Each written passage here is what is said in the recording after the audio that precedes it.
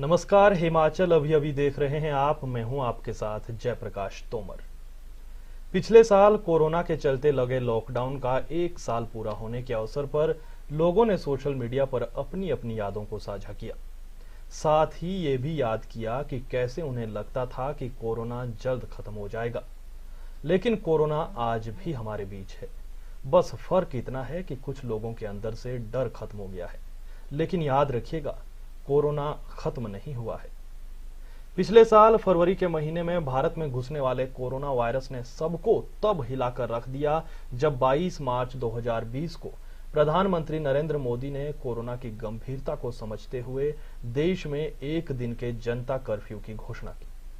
उस दिन शायद ही किसी को पता था कि ये एक दिन का कर्फ्यू महीने के लॉकडाउन में तब्दील हो जाएगा।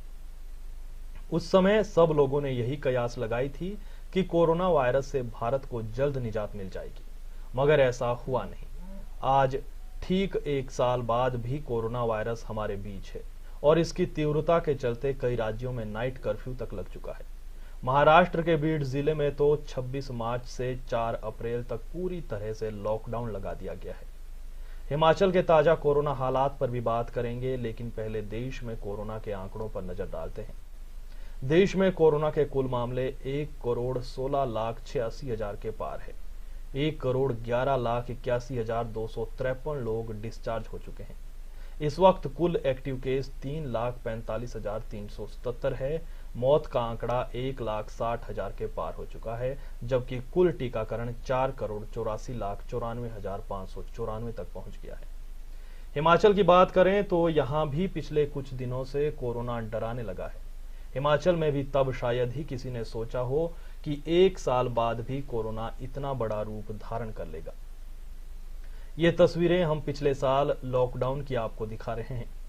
प्रदेश में कोरोना ने ना जाने कितनी जिंदगियां तबाह की, कितने घर बर्बाद किए और ना जाने कितनों के पेट पर लात मारी। देवभूमि में भी हमने लॉकडाउन में लोगों का साहस देखा, धैर्य देखा और कोरोना वॉरियर्स की सेवा भाव भी देखा। लोगों का रोजगार छीनते देखा, पलायन देखा, घर में कैद होना देखा, उद्योग धंधे बंद होना देखा, पर्यटन ठप होते देखा। एक समय ऐसा भी आया जब हमने प्रदेश में कोरोना के मामलों को खत्म होने तक पहुंचा ही दिया था, लेकिन आज एक बार फिर कोरोना देवभूमि को डरा रहा है।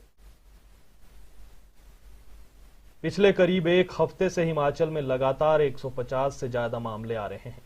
आज भी दोपहर 2 बजे के आंकड़ों के मुताबिक 107 मामले दर्ज किए गए हैं, जबकि आज फिर 2 लोगों ने दम तोड़ दिया। गौर रहे कि हिमाचल में कोरोना का कुल आंकड़ा 61,142 हो गया है, जबकि 58,615 लोग पूरी तरह से ठीक होने में कामयाब हुए हैं।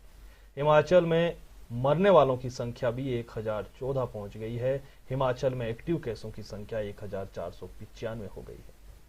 बात अगर ऊना की करें तो ऊना में पिछले तमाम रिकॉर्ड ध्वस्त हो गए हैं।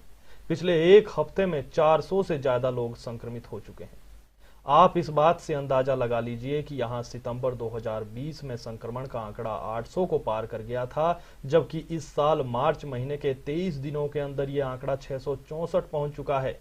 इतना ही नहीं, 6 लोगों की कोरोना संक्रमण से यहां मौत हो चुकी है। जिला में संक्रमण के मामले तेजी से बढ़ने का एक कारण इसका पंजाब से सटा होना और सामाजिक कार्यक्रमों में कोविड नियमों की पालना न करना माना जा रहा है।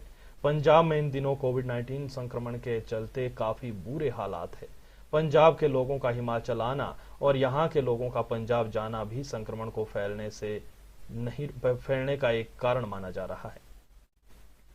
हालांकि स्वास्थ्य विभाग इसे कम्युनिटी स्प्रेड नहीं मान रहा है, लेकिन अधिकारी अंदेशा जता रहे हैं कि यदि यही हालात रहे तो लोगों में कम्युनिटी स्प्रेड होना लाजमी हो जाएगा। सीएमओ ऊना डॉक्टर रमन शर्मा से हमने बातचीत की तो उन्होंने कहा कि मार्च महीने में जितने भी सामाजिक कार्यक्रम ज्यादा हुए हैं या पंजाब से लोगों का आवागमन ज्यादा बढ़ा है, यही कारण है कि जिला में संक्रमण का आंकड़ा लगातार बढ़ता जा रहा है। सुनिए क्या कहा सीएमओ डॉक्टर रमन शर्मा ने। मार्च में करीब हमारा सेकंड वीक जो शुरू हुआ 10th के बाद में, उसमें ज़्यादातर ये पाया गया कि जितने भी रिलीजियस प्रोग्राम्स हुए हैं, सोशल गैदरिंग्स बढ़ गई थी लोगों की, और पंजाब में केसेस बढ़ने की वजह से पंजाब से मोबिलिटी ज़्यादा थी। ये 3 फैक्टर जो हैं ये हमारे केसेस बढ़ने का कारण है। और 10 के बाद हम देखें तो हमारा आंकड़ा दिन प्रतिदिन बढ़ता ही गया है। और हमने टेस्टिंग उसी हिसाब से हमने कॉन्टैक्ट ट्रेसिंग की है 20 से 25 हर इंडेक्स केस के। और उसके बाद टेस्टिंग हमारी जो है इस बार टोटल 13,382 अभी तक टेस्ट हो चुके हैं।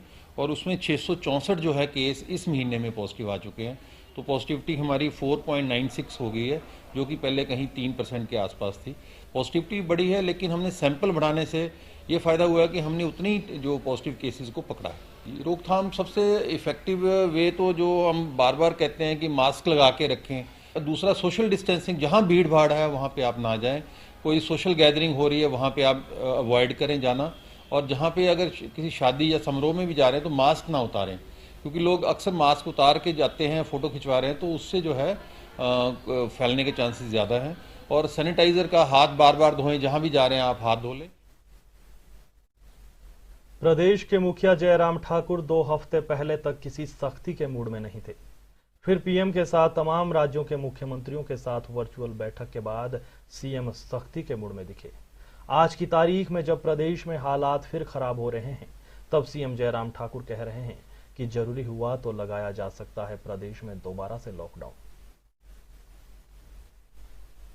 सुनिए क्या कहा सीएम जयराम ठाकुर ने। देश में बढ़ रहा है, इसमें दो राय नहीं है, और हर जगह हम देख रहे हैं कि लगातार तेजी से मामलों में बढ़ोतरी हुई है। ऐसी सूरत में हिमाचल प्रदेश में भी जो बढ़ोतरी हुई है वो भी हमने नोटिस की है और उस पर हम नजर रखे हुए हैं।